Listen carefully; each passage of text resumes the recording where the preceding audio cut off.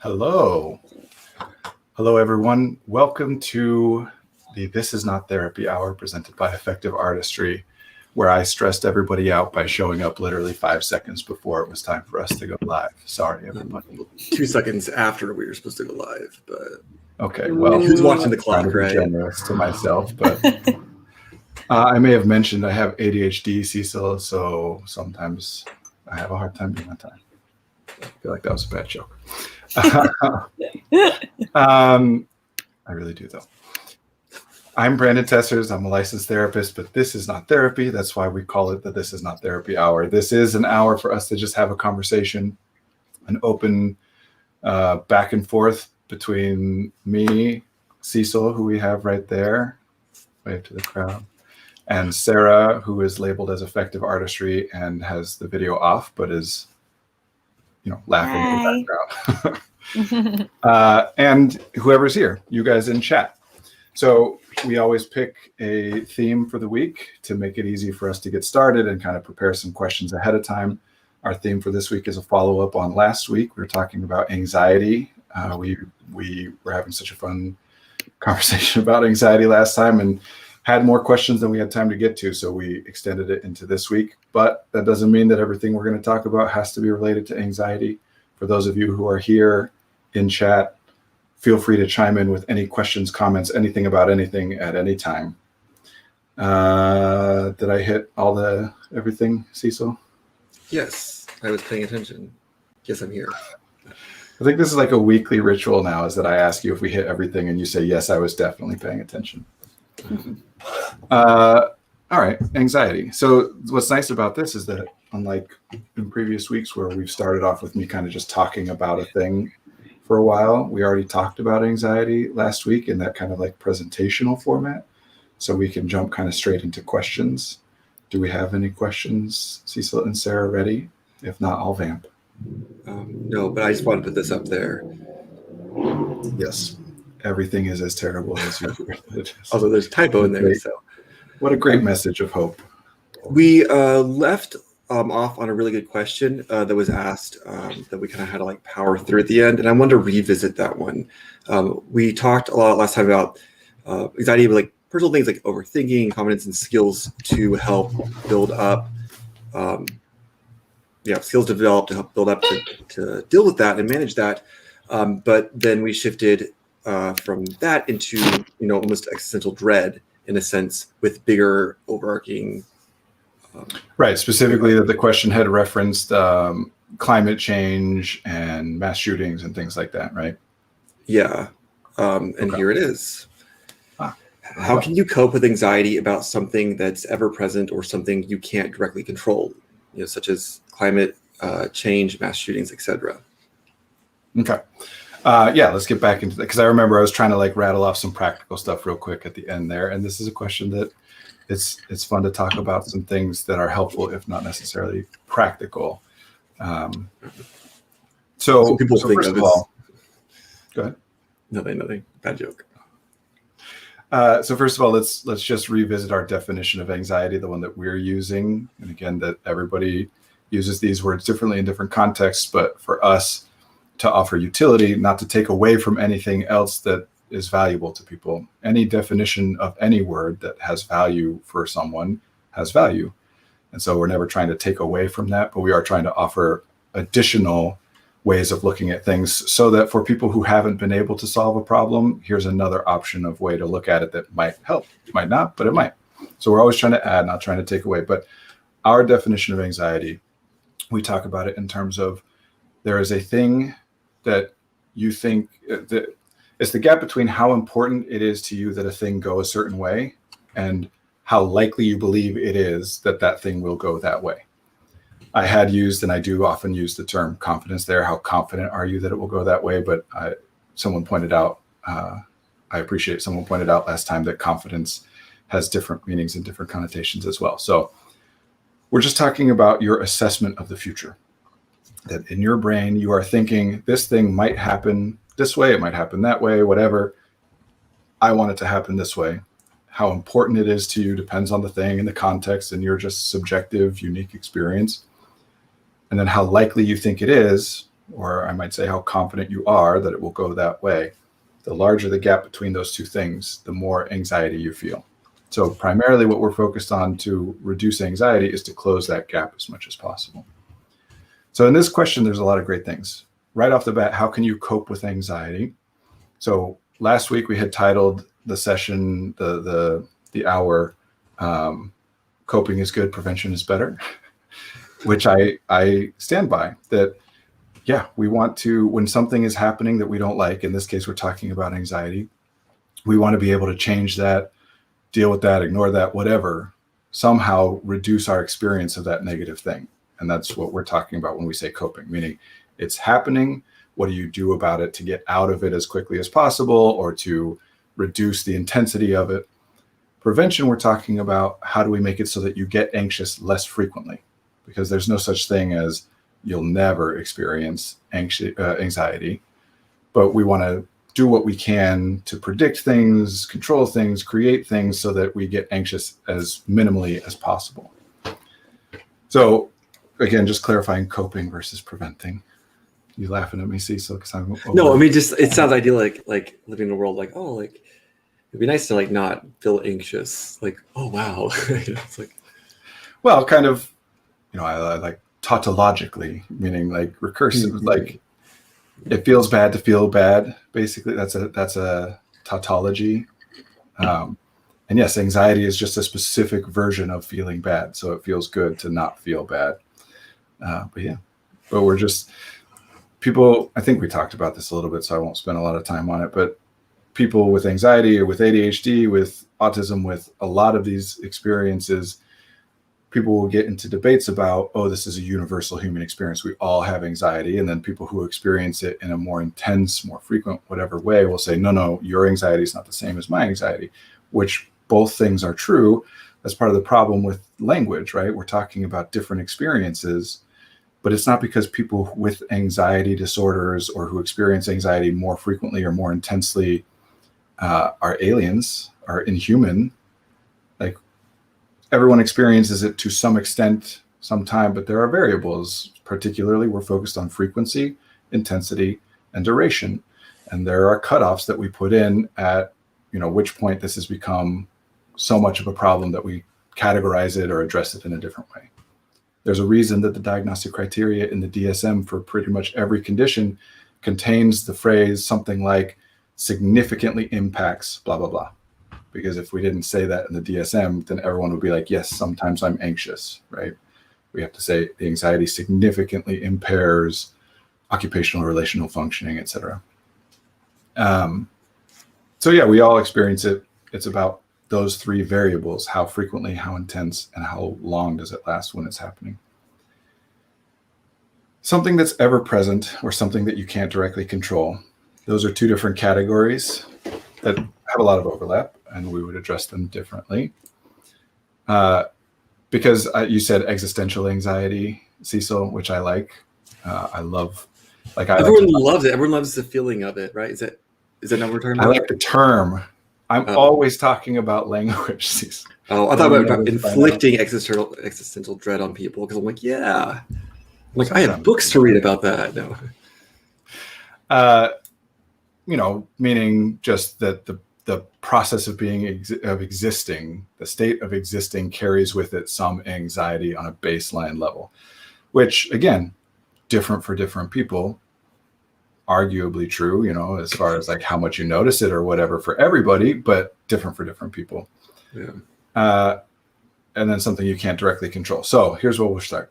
First of all, remember that you can only be anxious about things of which you are aware.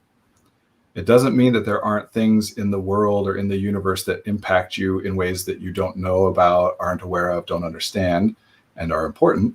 There are things, but you're not anxious about those things. You're anxious about the things of which you have some awareness. And this is part of the reason that anxiety is more common than it used to be, is as our access to information grows wider. I don't know, have we ever talked about on this stream about how the brain prioritizes negative information? Maybe. Let's do a recap just in case. I think probably really early on is when All right. we did. So just as a recap, remember that attention is a finite resource, awareness is a finite resource, processing into long-term memory is finite. So the brain prioritizes, thank you, Kitch Squash, doesn't sound familiar. So the brain has a process by which it determines which things deserve those resources. And as far as attention is concerned, that process happens pre-consciously. We cannot directly and 100% control it. We can manipulate it, influence it, but we can't 100% control it. Because in order to choose whether to be aware of something consciously, you'd have to be consciously aware of it in the first place. So the brain has its ways, right? And that's what we are always aiming to change, whether it's through language or experience. We change what the brain is doing. I won't go too much down that path. The important part for right now is that if I'm presented with, and I'm going to throw random numbers, arbitrary numbers, but just to illustrate the point, if I'm presented with 100 pieces of data in the environment, but I only have the capacity to bring in 3 pieces of data, the brain is going to run through and quickly determine, of these 100 things that I am picking up the sensory impulses of or whatever, which 3 are most important. Well, logically, it follows that if there's 100 things that you're seeing and 3 of them might kill you and 97 of them aren't going to cause you any problems, you're most likely going to notice the 3 that might kill you because that's the most important. The other stuff can wait, right? So over the course of evolution and life and whatever, this is now how the human brain works by default, is that we weight negative experiences over positive. Doesn't mean that we cannot overcome it, right? That other variables weigh in besides, is this thing bad or good? But generally speaking, things are weighted towards negative experiences. So back to anxiety and part of why there's more of it right now. In terms of the information we have access to, I can learn about anything anywhere in the world right now, pretty much. Obviously there's limits, but so what of that becomes most popular? What if that gets spread the most, gets noticed the most, is the stuff that's most negative? And yes, this affects our political discourse and news. And I'm not breaking any ground here by saying that people like to talk about negative things. But part of what comes along with that is we're more and more aware of things that we don't like that are further and further removed from our ability to influence them. That, back in the days where we didn't get news from another town except once every other week when somebody rode a horse over or whatever, I had a lot more ability intrinsically to influence the things of which I'm aware because it's all within my proximity involving people that I know and et cetera. And now that's diminished. So the gap has gotten wider. So yeah, climate change, mass shootings. I'm not even going to make a list because all these things can be triggering and probably should have. I apologize for not saying trigger warning before even mentioning these 2 things. Good catch. But didn't catch it early enough. I apologize.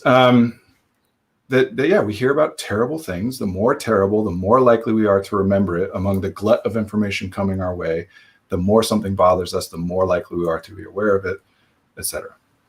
Now, here is the not practical, but technically true thing, is that if you are aware of something, you don't have 0 influence on the thing. You might have vanishingly small, for all practical purposes, 0 influence over the thing.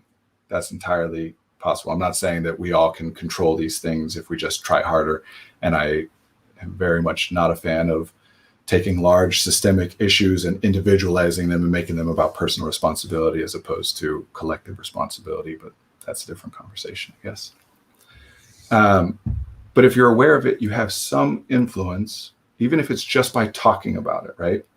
The chance in my calculations of how are things going to go, the odds, and it's all subjective, it's my best guess, right, that it goes the way I don't want it to go, are going to change just ever so slightly if I talk about it with people. Either because people will validate me and agree with me, and then I'll feel more comfortable that more people are on this, so I'll feel a little more confident about it, even though nothing changed, or because I am changing how people think of it, look at it, talk about it, whatever. And yeah, maybe it's just my neighbor who changes his opinion ever so slightly. Again, for practical purposes, obviously there are things outside of our control. But as far as dealing with our anxiety, it's useful to know that there's, I guess I won't say always, but I'd have a hard time coming up with an exception to the idea that there's literally, nothing that you can do that will change your assessment of how likely it is. Remember, not necessarily actually how likely it is, but your assessment of how likely it is. So getting new information can change your assessment of how likely something is, even if it doesn't actually change the likelihood, because that information was already out there. You just didn't have it. Does that make sense? Yes. It's a little weird, but like it goes back to the idea of like you're not aware of something until you're aware of it, kind of thing. Right. So this is limited in its function, right? Because we're not talking about how do you solve these massive problems over which you have, for practical purposes, no control. We're talking about how do you deal with your feelings of anxiety over them, right? Yeah. So there's that. And really, this is what I'm excited to talk about for this question, that awareness, working memory, finite space, right? And the brain does not have a mechanism that allows us to think of a thing less, notice a thing less willfully. We cannot. If I say to you right now, I know what will happen as soon as I say this. If I say to you right now, no matter what you do not picture a pink elephant right now. The second that I say it, it is pictured. Maybe not visualized, especially if you have aphantasia, but you are now thinking of a purple elephant. And the harder you try, or pink.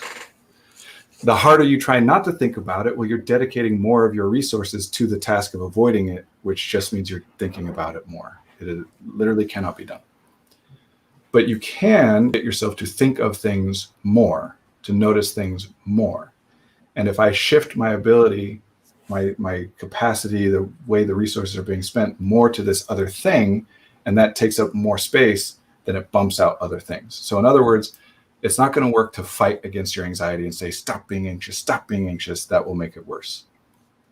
But instead, if you are able, if in the context and the ability, whatever control and environment you have, if you are able to get yourself to focus on other things in whatever way, make other things more important, more relevant, more pressing, whatever, then as a natural consequence, the amount of space dedicated to those anxiety producing thoughts will dissipate. And this is where, go ahead. Just so everyone knows, we do have a whole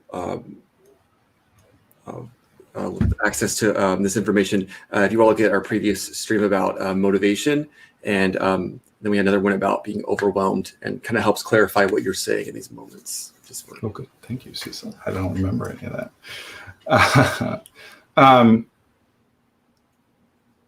What was I saying now? Before I interrupted, talking about no, I can't. Reducing the space dedicated to the anxiety-producing thoughts. So this is the underpinning, the reason that things like mindfulness or meditation tend to work, because what you're doing with those techniques more often than not is directing your resources to something new and non-problematic. So I know, like Sarah, one of her favorites is, look around for 5 red things, right?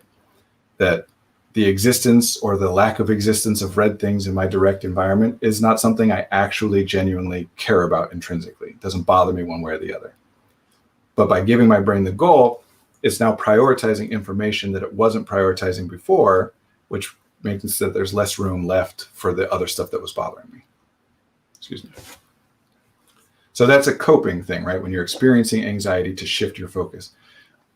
But once something's in your awareness, in working memory, there's only 3 ways for it to leave. Well, really only 2, but 3 ways to address it.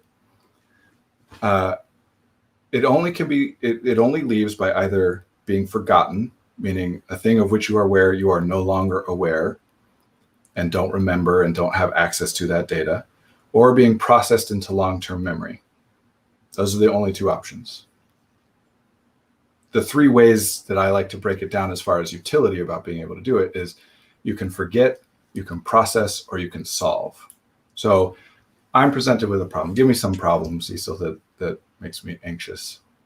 Being called on to give someone a question when you're not prepared for it. Okay, perfect.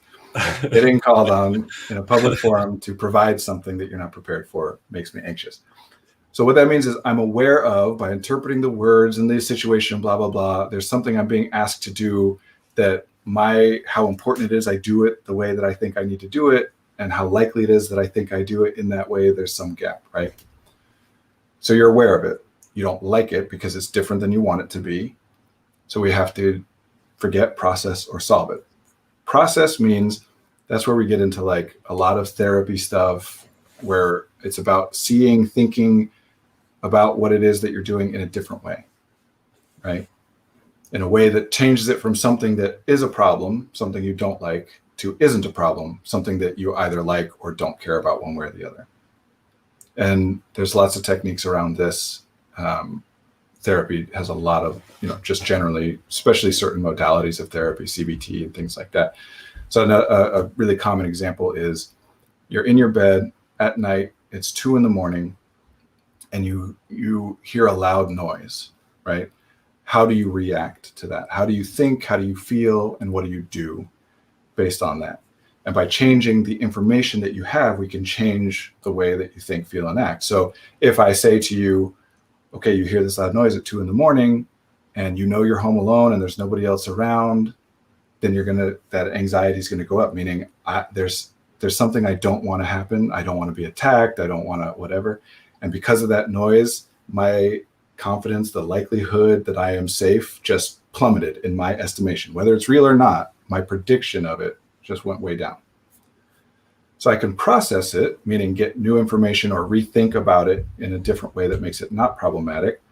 So I could take a second and say, oh, wait a second, I have a dog, and my dog sometimes knocks things over in the middle of the night. And by doing nothing more than that, that might then take my estimation of my safety back up and reduce the anxiety, and now I can go to sleep, right? That's processing. Forgetting means just losing track of the information. And we just talked about the only way to do that is to bring other things in to push that thing out. That process happens naturally over time. We forget things over time as new information is presented to us that's more relevant in the moment. But the downside of that, of distracting yourself from the problem, is that if the problem still exists, and if it still is existing in a way of which you are aware or will be aware, then it's a temporary fix. So we all have that experience of, I got to do this thing. I don't know how to do it. It's making me anxious, whatever. I'm going to distract myself. I'm going to watch something, talk to people, play a game, whatever. And I feel pretty good. Maybe a little bit in the back of like, there's something, or maybe not at all. But then as soon as I'm done with that, if I still have to do the thing and I still know, oh, I'm going to school tomorrow or whatever, some data is going to come bring that into my awareness again, and I'll be right back where I was. So forgetting is really great. Maybe distracting is a better term, is really great for things that aren't actually in reality problematic in the way that you are dealing with them. So in other words, like if I am biking, I'm using this example because it really happened. If I'm biking and somebody yells at me because they think I got too close to them when I was biking past them or whatever, I, being who I am, feel terrible about this, feel awful, understand that I thought it was a safe distance, but maybe they didn't, and I should have been more considerate, and I'm terrible, and blah, blah, blah, blah, blah. There's nothing actually that needs to be done about that in this case, right? Maybe I'll bike differently in the future, but I'm not going to like stop and go back and deal with this person and have a conversation. I couldn't find them if I wanted to. So all I need to do is distract myself enough that I forget about it. Doesn't mean it won't come back in. In this case, it does. Obviously, I'm talking about it now, so I remember it, right? But that if there's not a reason for it to come back in, it's likely that it won't. And so just distracting myself will be enough. That's all I need. Solving the problem is the third one. And that means changing the environment such that the data that was presented to you that's problematic, that's different than what you want it to be, is no longer being presented to you. So if my smoke alarm is beeping because the battery is low, right? Then if I go change the battery, if that's making me anxious, if I go change the battery, then I will no longer hear that beeping that makes me anxious. Or if I cover my ears or leave the area, I will no longer be hearing that thing that is making me anxious. Does that make sense? Yeah. So forget, process, and solve. Those are your options as far as coping. Once you become aware of something that you don't like, that's making you anxious, that's what you got to do. One of those things. Those are the only options. Or just, continue to feel anxious at the same rate that you're feeling anxious, I suppose. Because everyone wants to feel anxious. That's right? Is that not the goal? Yeah, obviously we don't, but people don't always know what to do in order to stop feeling anxious. In fact, people don't even always know what it is that is making them anxious. It sometimes requires investigation of like, what is bothering me, right? And that's processing. That's us rethinking the problem, investigating internally, using metacognition to approach it and find new things. So speaking of that process, so because like forget, distract is like great, solving is probably the best method, but like not always accessible or attainable, or because so many reasons, like lack of knowledge, lack of resources. But the processing seems to be the most problematic in this, because like, oh yeah, we're trying to, we talked a little bit about with stress and like laziness in earlier streaming, where what if you're like stuck in that, like you're trying to process and that makes the anxiety worse? Like what do you do then? Yeah, well then stop trying to process. But of course you can't stop trying to process, but you can start trying to solve or distract yourself. So let's take climate change as an example, right? Because that's the one that was given in the question. Because my level of anxiety over that fluctuates, no matter how constant I think it is, even if it is theoretically something that I am literally anxious about to some extent at every moment, which is not likely, but even if it is, it will still go up and down based on the availability of my resources. In other words, if someone busts into my door, then I'm probably not going to be thinking much about climate change in that moment, because other more pressing things are happening. Now, I keep using bad examples, but interest is part of what dictates that process that brings things in. Novelty is part of that process that brings things in. Enjoyment, value are, so that's why when we distract ourselves, we can do it by engaging in a thing that we find fun and challenging and interesting, like a video game or like a show or like a book or like going for a run or whatever. Different things will work for different people. We can't dictate exactly what variables affect each person differently. So we want to switch over to one of those other things if possible. Problem is, if you're alone and you're doing this all in your head and nobody else knows, all of your research dedicated to I never watched the original Star Trek, but for some reason I know this example I'm about to give, and it's always stuck with me, that at one point the computer in the ship like turns evil for some reason. And in order to distract it, Spock tells this computer, hey, calculate pi to the last digit, because pi is an irrational number and there is no final digit. And so even this massive supercomputer that guides a spaceship and has, can run whatever, is probably calculating trillions of digits per nanosecond. It could still spend all of its computing power trying to solve that problem and not solve the problem because it is an unsolvable problem, right? So when we're processing, sometimes we solve it, sometimes we don't. If we don't, what's likely to happen, like you said, is it cycles. We spend more of our resources trying to process it more and more and more. And at a certain point, so much of our resources are dedicated to trying to process this issue that we don't have enough left over to consider whether or not we should try to do something else besides process it. That's all the option we have. And that's why it's so helpful to have other people, other things in the environment to pull our attention. So you can try and prevent that, make it less likely to happen by being around other people or, setting external timers to remind you about things and et cetera, et cetera. But there's limits to everybody's ability to do that, right? Otherwise, eventually what will happen is you'll get exhausted enough to fall asleep sooner or later. And then hopefully when you wake up, you don't immediately go back into 100% of your capacity being spent on the problem. I don't even remember what your question was, if that answers your question. Talking about getting stuck in processing and how that itself can be an anxious cycle. In our webinar tonight, the Zoom call that people can come to and is recorded for a podcast, whenever, we're going to talk about intelligence. And this is a big part of what you're talking about, Cecil, that intelligence is the ability to distance oneself from reality.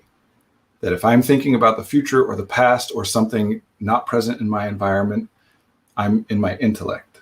And the brain doesn't have a built-in way to distinguish between externally generated data, things I'm picking up through my senses, and internally generated data, things that I'm remembering or imagining or whatever, right?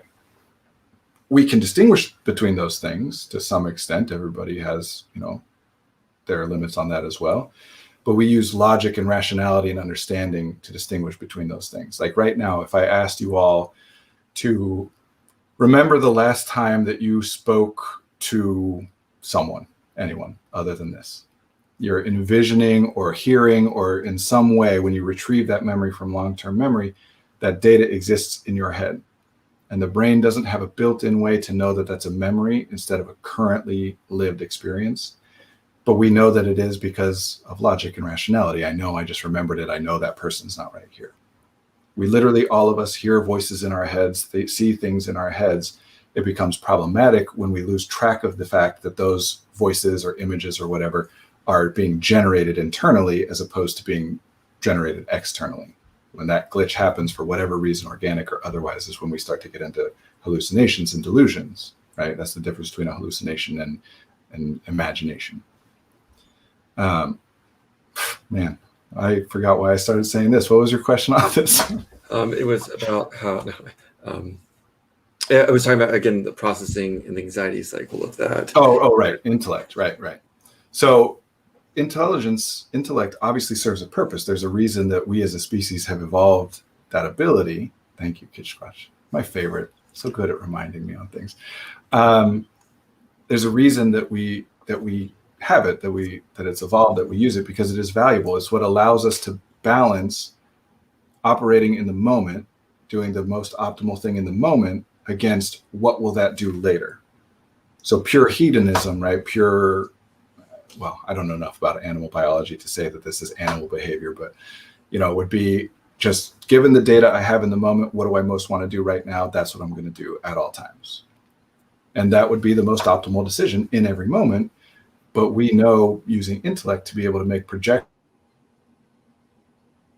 about if I do that position tomorrow, than if I did this other thing that's less optimal right now, but pays off later. So there's a balance there, a natural balance that we want to find between engaging in the moment and thinking about the future.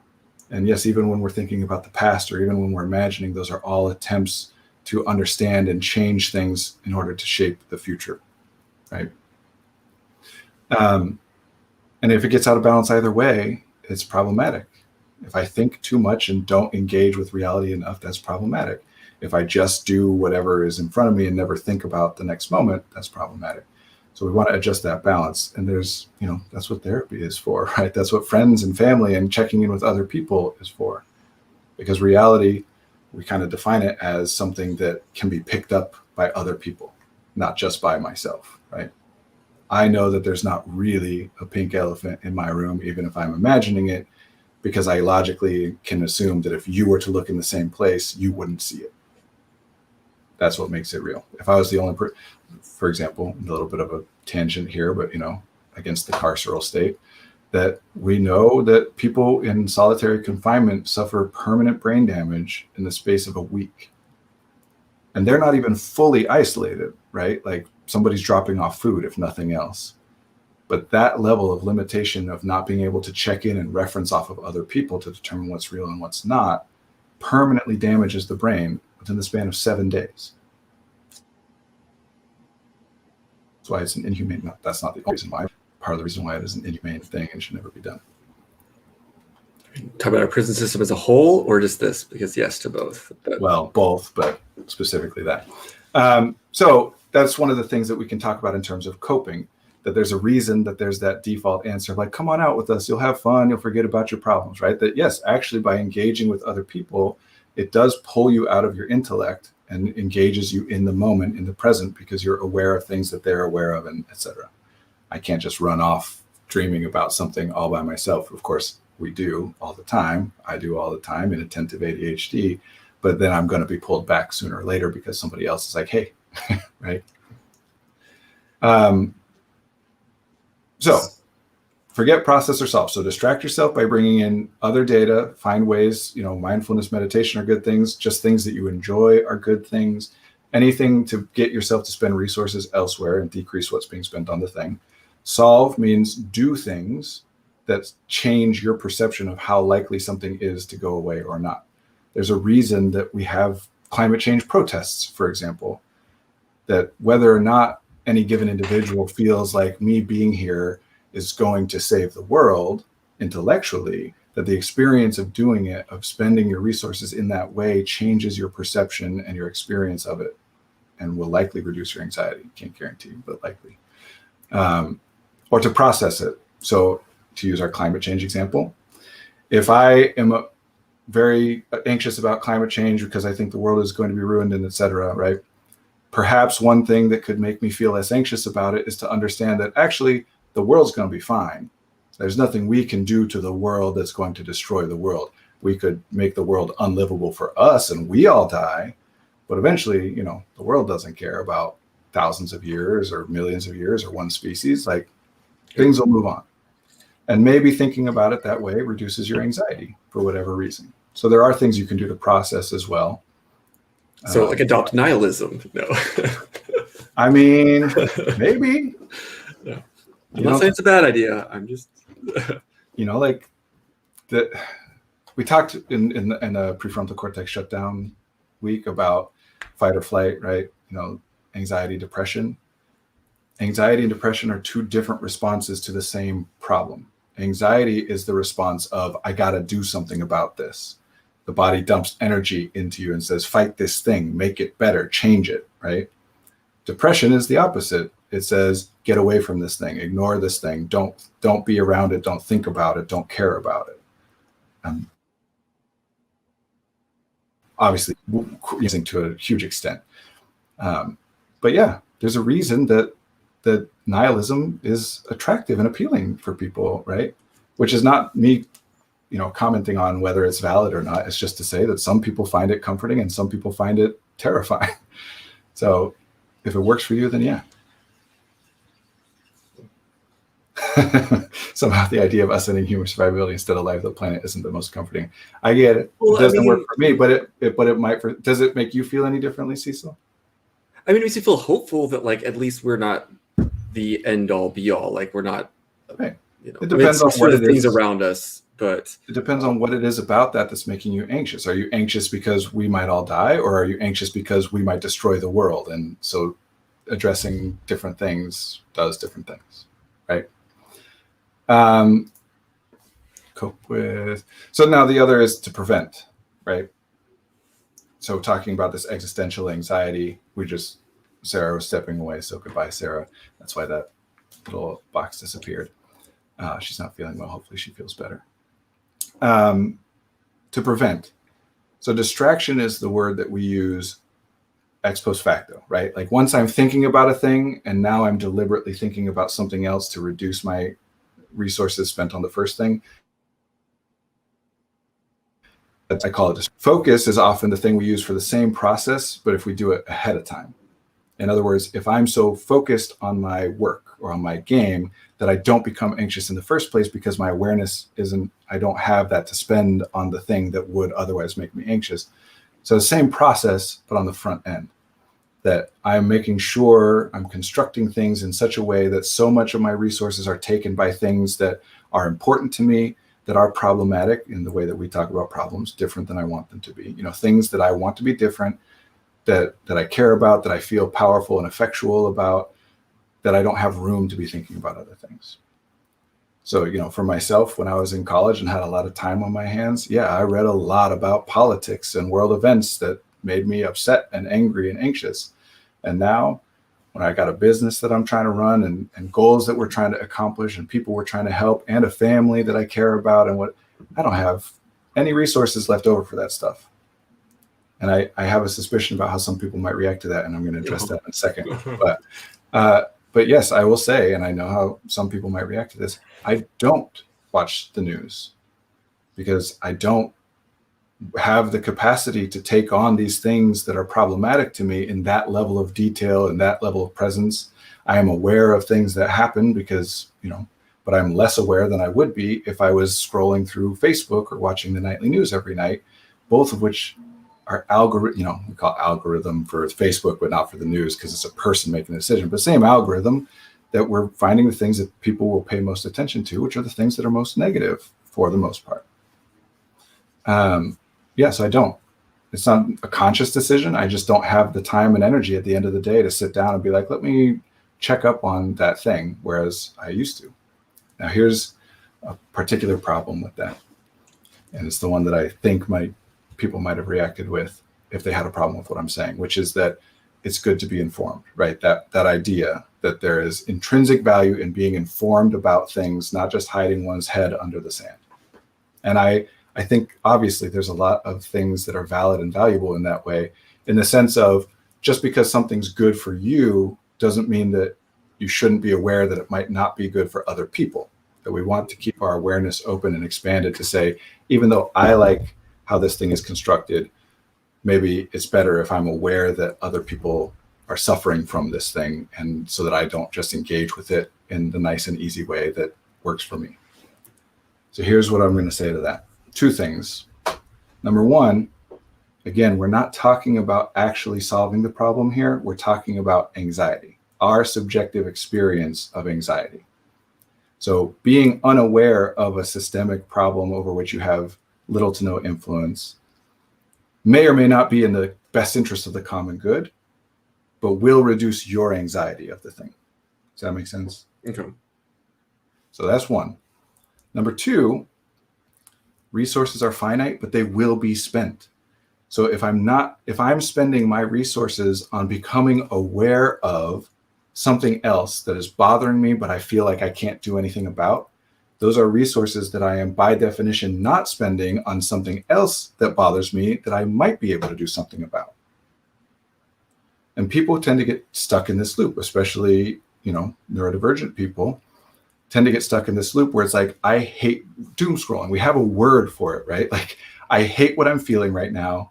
I hate what I'm doing right now, but I'm continuing to do it. And why? And there's a lot of variables for it. But one of them is the idea that I should do it. That if I don't expose myself to all this stuff that makes me miserable, that somehow I am failing, being bad. And again, that's rooted in real things. Like, that's the first thing we addressed, is that being less aware is not going to help solve the problem, but it will help your anxiety. But what we also know is that the optimal work in any given situation happens when you are able to do exactly what you want when you want. And that's not realistic. It's not practical to do all the time. But in terms of resource expenditure, what I'm doing right now, I enjoy. The part of the reason I'm good at this work is because I am interested in it, because I think about it, talk about it nonstop, to the point of annoying all the people in my life. That if you ask most people, even other experts and other helpful people, and say, hey, sit on a camera and talk for an hour about a thing, that's not an enjoyable idea. They can do it, but it's not enjoyable. Well, that means it's not going to be as efficient for them as for me. Doesn't mean it will be less effective. Other people might do this better, even if they like it less, but it will take more of their resources for them to get themselves to do it. Does that make sense? Mm-hmm. So here's my construct for how I navigate this, because I'm not above or separate from any of this. I experience this. I am anxious about things in the world that I feel as though I have very little control over. Here's what I found to be helpful for me, and it might be helpful for others. Trust and understanding, in the ways that I'm using them right now, will define, exist at opposite ends of a spectrum. In other words, Cecil, if you tell me that I should do a thing, mm-hmm. the less I need to understand why you're telling me to do the thing, or what effect the thing will have, or how you came up with the idea of it. And vice versa, the less I trust you, the more I need to understand how you came to this conclusion and what you think it will do, and agree with you personally from investigating it and discovering it myself. Does that make sense? Yeah. And this is not a good thing or a bad thing. Obviously, trust, another way we could say, is control, perhaps, right? That if I tell you to do a thing, you're just going to do it because you trust me, or I have control, or whatever. I like trust and understanding. Neither side is good or bad. It's about who it is and what they're telling you to do, and etc. But as human beings, as babies, as children, as we develop, we start on the trust side with the people around us, and we start way far away from the trust side with people we don't know. That's why babies have that stranger danger thing, right? That there are biological processes that allow that, connection and perception of, you're a safe person, you're not a safe person. As we grow, our parents, or whoever it is that we trust as babies that's taking care of us, right, will fail us. inevitably. Not a reflection of how good or how much they care. I love my children. I'm going to fail them. I'm going to tell them things that end up not being true, or give them advice that ends up not working for them, or whatever, right?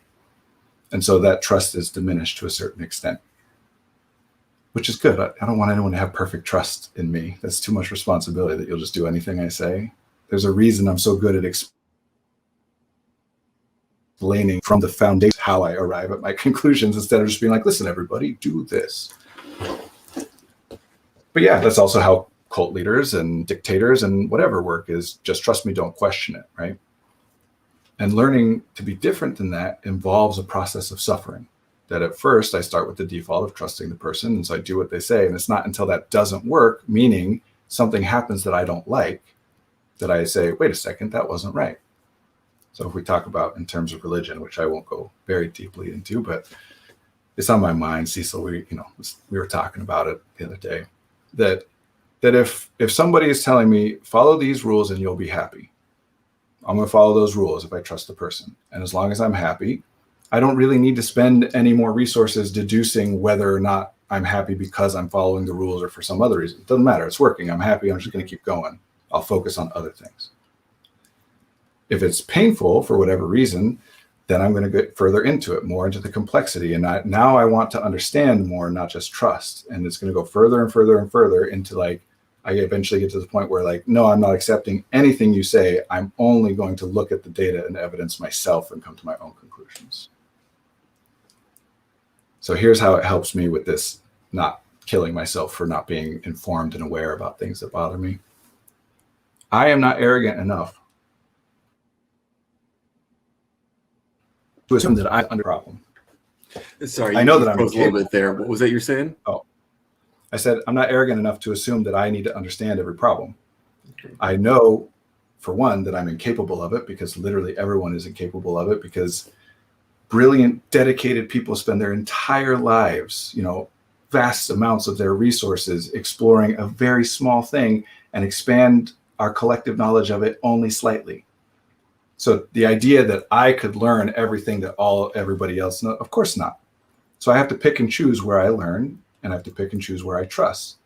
So do I need to follow every update on climate change? No, because there are people that I've identified that I trust, and I will just listen to them, as opposed to having to copy the work that they did to make sure I arrive at the same conclusion that they did.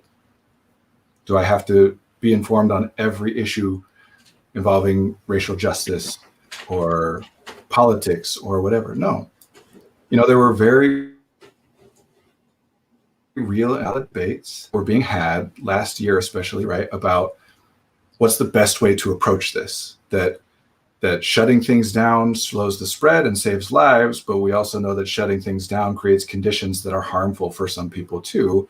And so how do we balance, slowing the spread of a disease against trapping abuse victims with their abusers, or people losing their jobs and being subjected to the conditions that arise out of their now lack of income or whatever, right?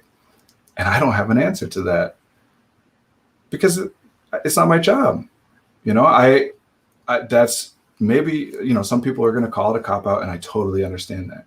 But for me to say, I don't need to be the one to sit here and solve the world's problems. There are other problems that I'm working on, and there are people that I have chosen to trust that are addressing that, and I'm just going to listen to them. So for me, that's the trick that I've used for myself to give myself permission to not stay updated, is I've reframed it as arrogance, to say that I need to learn everything about this issue because I can't just trust the people who have done the work. Like, I step into the Black Lives Matter movement and take over, so therefore I better get educated. Getting educated is important because in that particular case especially, it does things. That education, there's an element of it that changes what I do, how I behave, and what I can share and what I can see, as opposed to me coming up with new ideas and solutions versus the people who already know it. I'm going to listen to the leaders there. And in turn, I'm spending my resources on literally this, and developing and understanding and coming up with ideas that other people aren't, because they don't have their resources to spare for this the way that I do. And I trust and hope that when problems arise in this area, that people will listen to me. like I listen to them in theirs. So that's been helpful to me. And this is super problematic to talk about because there is so much like caveats and nuances in this. But I think you did a good job of like, we're not saying like bury your head in the sand, but we're also saying like you don't have to invest everything all the time in everything because you can't. So you have to like Brendan says, like you have to like figure out where your resources are going to be spent. You know, you wake up every day with only so many mana points or spell slots. You can't fireball your way through everything, you know? Yeah.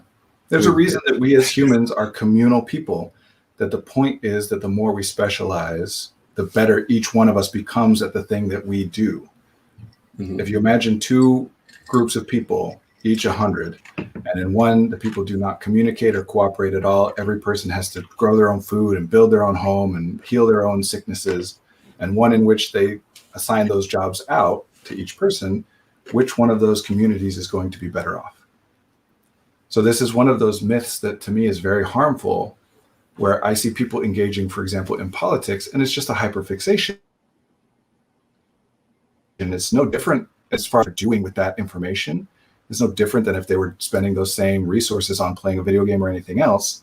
But for some reason, we have, as a society, dictated that paying attention to politics is legitimate and productive, paying attention to anime is not.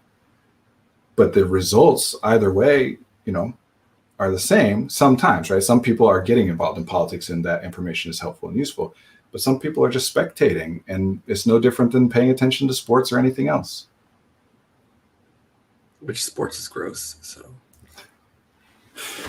Well, it depends on how you define sports, because I would say that drag race is a sport, and I know how much you don't try to like incorporate your culture into this head nonsense. No. Actually, honestly, the way that I define sports, and I know I define everything weirdly, including this, is the value in sports. One is this, you know, everybody's aware of the communal aspect of it, you know, that you and I are rooting for the same person. So we have a touchstone to connect and communicate and a shared experience and whatever. But part of it too, is it's something about which I care, but doesn't actually influence my life. So I can have an emotionally cathartic experience of being so elated or so angry or miserable, and then 2 hours later or a day later have moved on from it completely. It's like a roller coaster. It's the feeling of it matters when it doesn't actually matter. So it's enjoyable in that sense. That's my theory anyway. No, I mean, like literally one question. No, I like that. I mean, I find the industry of sports very problematic, but because I'm overly opinionated on everything. So, I mean, that's a big question, though, existential anxiety. So what we want to work towards is preventing it, right? Not coping with it, but preventing it. And the only way to do that is to become less aware of it or solve it. One of those two things, or process, right? Think of it in a different way. And the best way to be less aware of it is to focus your resources on other things. And I don't want people to get caught in this guilt loop of, I should be watching this, right? Like, it's a matter of degree, right? Nobody would say you should sit there and watch violent murders looped for 24 hours a day, right? Nobody would make that claim, but we all set the bar at different places intellectually of like how much you should be focused on or paying attention to the suffering of others. And it's a valid question. But again, we're talking about anxiety. And I want to live in a world where the people here, finding everybody here is awesome because you are, because we're all here together and I like you and you like me, right? I want to live in a world where the people here have the most power and influence over that world as possible. And that's most enabled by you being able to spend your resources on the things about which you know the most, care the most, feel most powerful and effective, as opposed to throwing them away on things that you're not doing much or anything about anyway, except for feeling bad. I mean, you also frame it in the idea of instead of being like, just I don't know why I feel need to fixate this. Instead of like burying your head in the sand, you're creating space to support those who you have a good balance of understanding and trust for, that you can support them to do their work in that way. Yeah, so we're always getting our information through intermediaries, right? Like whether you're reading the news or whatever, you're getting it through someone. So it's about curating those sources that Yeah. instead of me going to look at all the primary sources and arrive at my own conclusions, I have did that work, right? At some point did the work to understand and arrive at the conclusion that I can trust this person. And now I just trust that person for whatever reason. And that doesn't mean it's always right or always good. We're just talking about what happens. I had a session with a client yesterday who is a younger kid and playing video games and wants to be an esports player, right? But didn't want to admit it. So I asked him, I was like, do you want to play esports? Do you want to be an esports athlete? Is that your goal? And he's like, I don't think that's realistic. So I didn't ask if it's realistic. I asked if you wanted it. And eventually we get to the point where it's like, yeah, of course he wants it. He doesn't think he'll get it, but he wants it. And then what I'm trying to say is, I'm not trying to convince you that you should want it. I'm trying to say that you want what you want, whether you say it out loud or not. And there's this belief that if I don't say it out loud, then if I fail to get it, I won't be disappointed.